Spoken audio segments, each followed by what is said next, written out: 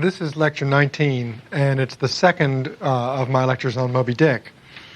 And in this one, I'm going to talk about whales, which is what you'd expect me to do. I'm going to talk about whales, about the whaling industry, and I want to do justice to the sense that I've always had that whales are not a very interesting topic. In other words, for me, and I don't know how widespread this is, the notion that Moby-Dick is our great epic about whales is not necessarily something that really whets your appetite. That whales seem to be sort of quaint, big fish. And what would galvanize the imagination in a whaling story? Is this just a big fishing story? Are these fish just bigger than other fish? Why would Melville have done this? And so let's think about the significance of it. Let's historicize it, what whaling meant in 1851 when this book was published, what we might still learn from this story, and what Melville is very conspicuously trying to do with the figure of the whale, the big fish, the biggest fish. First of all, it's important to remember that petroleum was only discovered in 1859, after this book was written, which meant that only then, with its derivatives, kerosene, paraffin, only then could there be a competition with whale oil, spermaceti wax, all the things that came from whales. This was a huge American industry. In 1844, it's been calculated that $120 million were tied up in whaling. It competed with textiles in American industry in the 19th century. And it was an American-dominated world industry. That in 1846, of the 900 whaling vessels worldwide, 735 of them were American. So that's not something that's self-evident to us. We need to realize that Melville is very proud of this. Here is America's dominance in international trade, fundamentally. And he has a lot of, enjoys himself at the expense of other nations in this. There's a lot of sort of thumping on one's back and saying that, look what we Americans have done. He makes this snide reference, for example, to the Brits. He said, besides, the English whalers sometimes affect a kind of metropolitan superiority over the American whalers, regarding the long, lean Nantucketer with his nondescript provincialisms as a sort of sea peasant. But where this superiority in the English whalemen does really exist, it would be hard to say, seeing that the Yankees in one day collectively killed more whales than all the English collectively in 10 years.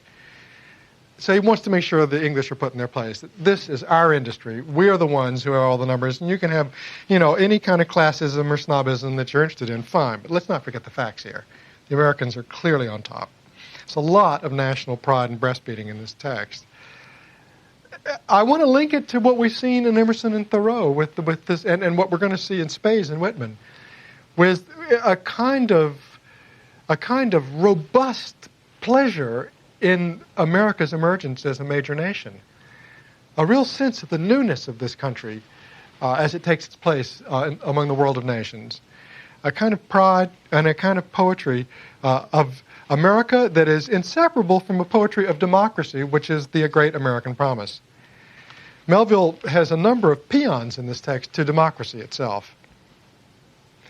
He talks about dignity. This august dignity I treat of is not the dignity of kings and robes, but that abounding dignity which has no robed investiture. Thou shalt see, notice the way his language becomes churchly here, biblical. Thou shalt see it shining in the arm which wields a pick or drives a spike. That democratic dignity which on all hands radiates without end from God himself, the great God absolute, the center and circumference of all democracy, his omnipresence, our divine equality. Here is the American democratic model as opposed to the hierarchical model of Europe with its class systems, its social ranks. And this is the kind of book he's going to write. I already alluded to the fact that the Pequod is a place that has people from all over the world in it. If then to meanest mariners and renegades and castaways I shall hereafter ascribe high qualities, though dark, weave round them tragic graces. If even the most mournful, perchance the most abased among them, shall at times lift himself to the exalted mounts, if I shall touch that workman's arm with some ethereal light, if I shall spread a rainbow over his disastrous set of sun, then against all mortal critics bear me out in it, thou just spirit of equality, which has spread one royal mantle of humanity over all my kind. Bear me out in it, thou great democratic God. So it's like the invocation to the muse, as you would see in epic texts that Homer does. Here it's the great God of democracy who is being implored to essentially grace this book. And that mean figures, he means mean not in the moral sense, but in the social sense, figures who are shabby, figures who have no social rank or prestige, those figures are going to be at the center of this book.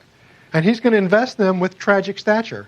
This is very much what Emerson wants American literature to do. This is what we're going to see that Whitman is able to do in a different vein. So a new kind of hero then emerges here. It's a different kind of person, and the figure whom Melville most admires is what he's just called the Nantucketer. Nantucket, of course, is the great seat of American whaling, and he is quite aware that the Nantucketer couldn't be mistaken for a king or a prince or a sultan or anything like that in the ordinary sense of it. Thus have these naked Nantucketers, these sea hermits, issuing from their anthill in the sea, overrun and conquered the watery world like so many Alexanders. He compares them to Alexander the Great. Parceling out among them the Atlantic, Pacific, and Indian Oceans, as the three pirate powers did Poland, compares conquest, military conquest, to the far greater conquest that the Nantucketers undertake. They conquer the oceans. Let America add Mexico to Texas and pile Cuba upon Canada. It's an interesting reference to the imperial interests of America at this point. Let the English overswarm all of India and hang out their blazing banner from the sun. Two-thirds of this terraqueous globe are the Nantucketers. In other words, these are pygmy gestures, these other imperialist powers. The Nantucketer, that's the figure of grand imperial design and appetite. For the sea is his. He owns it, as emperors own empires, other seamen having but a right of way through it. Merchant ships are but extension bridges, armed ones but floating ports. Even pirates and privateers, though following the sea as highwaymen the road, they but plunder other ships, other fragments of the land like themselves, without seeking to draw their living from the bottomless deep itself. The Nantucketer doesn't work on the surface of the ocean. He plumbs its depths, and plumbing the depths, you're going to see over and over in these lectures on Melville, plumbing the depths is the very operation of Melville narrative. It's the very operation of the Melville mind, to take surfaces and to go through and to see what's beneath them. The Nantucketer, he alone resides and riots on the sea. He alone, in Bible language, goes down to it in ships.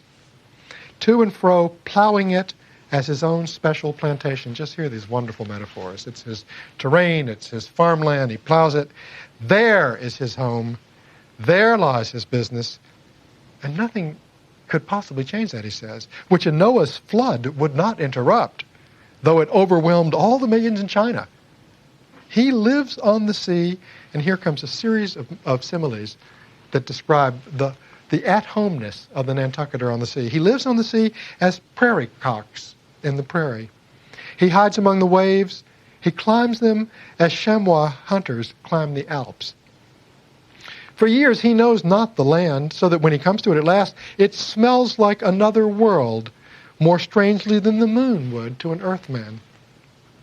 With the landless gull that at sunset folds her wings and is rocked to sleep between the billows, so at nightfall the Nantucketer, out of sight of land, furls his sails and lays him to his rest, while under his very pillow rush herds of walruses and whales. It's a beautiful lyrical description of the harmony, the beauty, the sovereignty of the Nantucketer's relationship to the ocean, to the depths. That's his home. This is a project of creating American stature, taking mean materials, Nantucketers, you'd never, as I say, confuse them with princes or people of great wealth, and saying that here is a new kind of hierarchy. These are the great people. These are the people who really have accomplished something. And this book is out to show you that prestige, that new kind of stature and authority. As I say, it's a sort of bona fide American project for mid-19th century. Here is the ruler of the sea, unlike the kind of familiar imperial or colonial examples, colonizing examples that you're aware of. Well, I promised you I was going to talk about whales, because needless to say, the Nantucketer is going to be dwarfed by the whale. The whale is, of course, the outsized, humongous subject of the book. You know what the title of this book is? It's not Moby-Dick. It's Moby-Dick or The Whale. And the whale, in its generic sounding, the whale, I think is the great hero of this story. He wants us to realize that there is a remarkable sort of untold story, and I use my words carefully, a story about whales that we have never attended to. We haven't heard it. He's done a lot of research about this too. Now, I started this lecture by saying that personally, in my own coming to this book and thinking about this book over years and years and years, I've always been put off by whales. I mean, I've just thought that's not necessarily the most gripping topic. Melville is quite aware of this. He knows that's going to be your view. So in one of his chapters, he sort of speaks out all the criticisms. The whale has no famous author, and whaling no famous chronicler, you will say. And then in italics, the whale no famous author, and whaling no famous chronicler. He repeats his own language. Who wrote the first account of our Leviathan? Who but mighty Job? And who composed the first narrative of a whaling voyage? Who but no less a prince than Alfred the Great, who with his own royal pen took down the words from Other, the Norwegian whale hunter of those times? Who pronounced our glowing eulogy in Parliament? Who but Edmund Burke? So then the other voice comes in and says, true enough, but then whalemen themselves are poor devils. They have no good blood in their veins. No good blood in their veins. They have something better than royal blood there, and he gives you a whole slew of people who are connected with whaling. He puts in Benjamin Franklin, who had some relative who was connected with a whale person, etc. Good again, the other voice says. It's getting beat up on here. But then confess that somehow whaling is not respectable. Whaling not respectable? Whaling is imperial. By old English statutory law, the whale is declared, quote, a royal fish. Oh, that's only nominal, the other voice. Joyce is going to do this in Ulysses. It'll take us another 75 years before a writer will exploit this give and take, this sort of catechism model of how you could tell your story by putting your own critic in there and mocking you, and then you mocking the critic. So that's only nominal. The whale himself has never figured in any grand, imposing way. The whale never figured in any grand, imposing way. In one of the mighty triumphs given to a Roman general upon his entering the world's capital, the bones of a whale, brought all the way from the Syrian coast, were the most conspicuous object in the assembled procession. Granted, since you cite it, the other voice says, but say what you will, there's no real dignity in whaling. No real dignity in whaling? The dignity of our calling, the very heavens attest. Cetus is a constellation in the south. No more. Drive down your hat in the presence of the Tsar, but take it off to Queequeg. That's the person that you're supposed to really respect. And he closes with the famous reference to his own education, his own indebtedness. If, at my death, my executors, or more properly my creditors, find any manuscripts in my desk, then here I prospectively ascribe all the honor and the glory to whaling, for a whale ship was my Yale College and my Harvard. There's a bombast that is also tongue-in-cheek in this about the grandeur of whaling, about the silliness of our objections to it, that I think really, is both modern in its narrative technique, the way he puts the questioners and the cynics into the story. You've got to make your peace with whaling if you can read this book. This book has more information, more ballast, as it were, to use a nautical term, about cetology, about the science of whales, than any other book ever written, at least any book that I've ever read. So, and Melville walks you through it all, and it's rough territory if you're not willing to go with it. The uses, the size, the skeleton, the organs, the anatomy of whales, you've got it. All of it's in here. The whale from A to Z is going to be cataloged, going to be put in here in an encyclopedic fashion, and that's the procedure of the book. And I called it ballast because the flights of this book are going to go up into the heavens and down under the earth into the sea. But what keeps this book solid and grounded in some sense is all of this factual data about whales. And Melville really wants you to sense that. He wants you to be willing to sort of go with that. For example, he gives us a whole chapter on the whale's tail. Now, there too you'd say, well, no, that doesn't really sound like something you have to know a lot about. Well, this book wants you to know about the tail of the whale. Now, what is there to know about the tail of the whale? Well, there are lots and lots of things that you probably didn't know about it. Other poets, he says, have warbled the praises of the soft eye of the antelope and the lovely plumage of the bird that never alights. Less celestial, I celebrate a tail. All right, reckoning the largest sized sperm whale's tail to begin at that point of the trunk where it tapers to about the girth of a man, it comprises upon its upper surface alone an area of at least 50 square feet. The compact round body of its root expands into two broad, firm, flat palms, or flukes, gradually shoaling away to less than an inch in thickness. And it goes on. Lots of specific, finite description and information about this tail. Then he begins to tell you how the tail has very special qualities, a great number of them. That the tail is used, the flukes, when the one whale fights with another, for example. And also in its conflicts with man, when the whaleboats go after it. The tail is its great sort of engine of defense. Third, he says, I can't demonstrate it, but it seems to me in the whale, the sense of touch is concentrated in the tail. For in this respect, there's a delicacy in it only equaled by the daintiness of the elephant's trunk. And he's going to work this parallel a good bit. And then a fourth one, stealing unawares upon the whale in the fancied security of the middle of the solitary seas, you find him unbent from the vast corpulence of his dignity, and kitten-like he plays on the ocean as if it were a hearth. But still you see his power in his play. The broad palms of his tail are flirted high into the sky. And then smiting the surface, the thunderous concussion resounds for miles. You would think a great gun had been discharged. He compares the tail of the whale to the trunk of the elephant. But then he goes on to say, the chance comparison in this chapter between the whale and the elephant, so far as some aspects of the tail of the one in the trunk and the other are concerned, should not tend to place these two opposite organs on an equality, much less the creatures to which they respectively belong. For the mightiest elephant is but a terrier to Leviathan. So, compared with Leviathan's tail, his trunk is but the stalk of a lily. And he goes on further to talk about the tail as having a strange kind of semiotic power of its own, that the tail seems to speak. He compares it to Freemasons and symbols.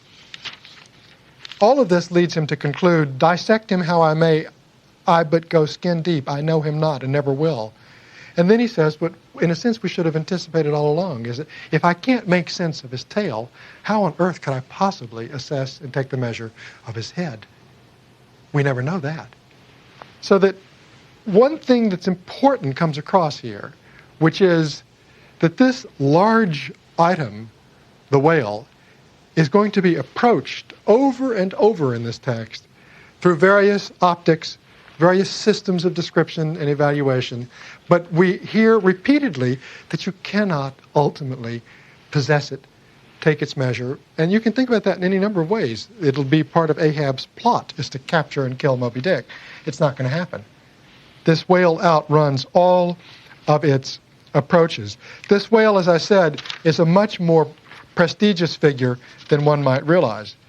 That it's a creature of legend, that St. George and the Dragon, you think is a story about dragons. No, no, no. It's a story about whales. Because in the old days, whales and dragons were often confused together. So it makes you realize that. And Hercules was involved with whales. Perseus, St. George, Hercules, Jonah, Vishnu, the Indian god, all of them can be connected by Melville, will be connected by Melville, with the pursuit of whales. It's connected with heroes, with prophets, with gods. So that he wants to create not just stature, but a kind of really epic rank here for his creature, the whale. A creature of grandeur, a vision of power and stature. Numerous accounts are offered of other ships encountering whales and being utterly destroyed by it.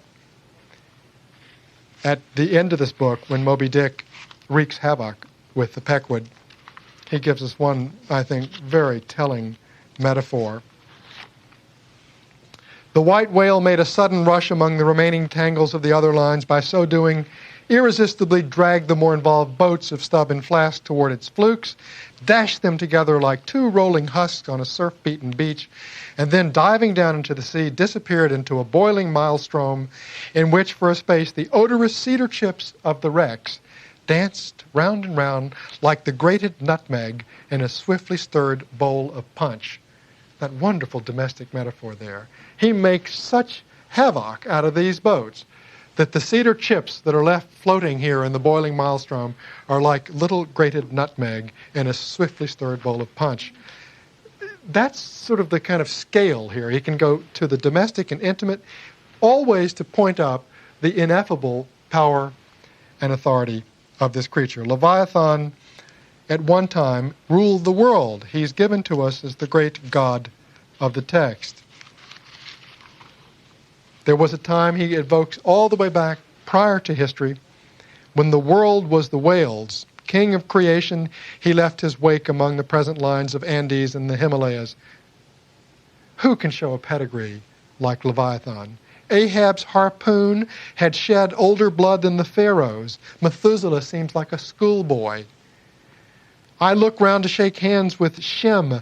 I'm horror-struck at this anti-Mosaic, unsourced existence of the unspeakable terrors of the whale, which, having been before all time, must needs exist after all humane ages are over, which has a kind of real pathos for us, since we know that whales are an endangered species, but Melville will not think that at the time of the writing of this book.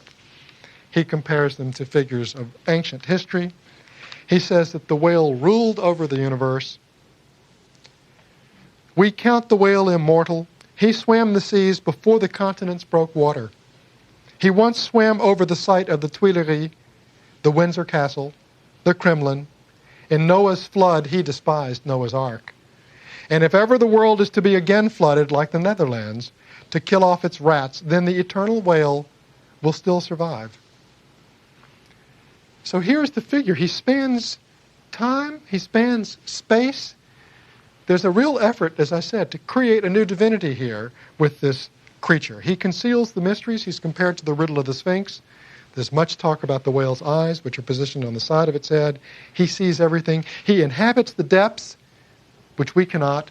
He knows about all the people who've died at sea. He knows about everything that's under the surface, and he says nothing. That's why he's compared to the Sphinx. He conceals the mysteries. He has the answers. Melville's text is about, in a sense, getting the same knowledge that the whale has, exploring those same great depths, the truth of the sea. Now, that can sound exotic when I compare it to the whale, but of course, it's going to be compared to something much more at home, which is the human soul, which is in our own personal depths. Here's the mortally intolerable truth, he says, that all deep, earnest thinking is but the intrepid effort of the soul to keep the open independence of her sea. The sea is where our own reaches are, our own scope. Here again is where the democratic project, I tell the story of normal, everyday people, Nantucketers. But they too are akin to the gods, because there too one has this enormous reach, this depth of the soul. And he's going to try to, in a sense, take the measure of that if one could. As in landlessness alone resides the highest truth, shoreless, indefinite as God. Landlessness, it's the sea that is the perfect analog to our own bottomless depths. This text is imbued with a kind of great yearning for peace that could be found through the sea. And there are a number of famous phrases that Melville gives it. One of the most beautiful one is the insular Tahiti. That somehow we make our way through the seas, the turmoils, the struggles, to reach some island of peace. He says that in the seas there's nothing but ceaseless warfare. Consider the subtleness of the sea, how its most dreaded creatures glide under water, unapparent for the most part, and treacherously hidden beneath the loveliest tints of azure. Consider also the devilish brilliance and beauty of many of its most remorseless tribes, and he refers to the sharks. Consider the universal cannibalism of the sea, whose creatures prey upon one another. Consider all this, and then turn to this green, gentle, and most docile earth. Consider them both, the sea and the land, and do you not find a strange analogy to something in yourself? Here he comes again, the homing instinct. For as this appalling ocean surrounds the verdant land, so in the soul of man there lies one insular Tahiti, full of peace and joy, but encompassed by all the horrors of the half-known life. God keep thee, push not off from that isle, thou canst never return. That's his version of being expulsed from Eden. That insular Tahiti, one senses that it's lost from the beginning of this book, that the effort is to return to it, but the only way to it is through the depths, through the boundlessness of the sea. There are very, very beautiful references here to that kind of desired peace and harmony. This is fundamentally what the book is going to wreck. Ahab will be the great principle of striving and of conflict and of kind of Promethean challenge. But the contrast to Ahab is this desire for peace, for tranquility, and for harmony. One of the most remarkable sequences in the book is when the Pickwood comes up very close to a whole school of whales. The chapter is called The Grand Armada, and it's a beautiful title for the chapter. The Grand Armada, of course, refers to military fleets. And what he's going to offer us is the exact opposite of that. He's going to offer us a picture of the community of whales. And the boat is in an enchanted calm. And then he says we were occasionally visited by small, tame cows and calves. That's the terms used for the whale mothers and the whale children. The women and children of this routed host. And they come snuffing around the boat. Like household dogs, they came snuffling around us, right up to our gunwales and touching them, till it almost seemed that some spell had suddenly domesticated them. But far beneath this wondrous world upon the surface, another and still stranger world met our eyes as we gazed over the side. For suspended in those watery vaults floated the forms of the nursing mothers of the whales, and those that by their enormous girth seemed shortly to become mothers. The lake, as I've hinted, was to a considerable depth exceedingly transparent. And as human infants, while suckling, will calmly and fixedly gaze away from the breast as if leading two different lives at the time, and while drawing mortal nourishment, be still spiritually feasting upon some unearthly reminiscence, even so did the young of these whales seen looking up towards us, but not at us. It's an astonishing parallel. That the whale infants that are suckling their mothers here are then compared to human infants that suckle, and the look of the human infant as it suckles, as it doesn't look at the breast, it looks elsewhere, and it seems to remember a life prior to birth, even while receiving this mortal sustenance. It's a wonderful sense here that one is of two kingdoms. The kingdom, not just the sea and the land, but this kingdom of the spirit and the kingdom of the body, that suckling with its sort of primeval form of nourishment, of coming into life, is always seen as still not yet separated from something prior to this that was pure spirit. And there too the same yearning is expressed. And thus surrounded by circle upon circle of consternations and affrights, did these inscrutable creatures at the center freely and fearlessly indulge in all peaceful concernments, yea, serenely reveled in dalliance and delight. But even so, amid the tornadoed Atlantic of my being, I am surrounded by storm, by tornado, Even so, amid the tornadoed Atlantic of my being, do I myself still forever centrally disport in mute calm. And while ponderous planets of unwaning woe revolve around me, deep down and deep inland, there I still bathe me in eternal mildness of joy. It's that same yearning that he has captured in the whale community of mothers and infants to which he seeks to return. This would be the paradise lost that is sought in the text. Thank you.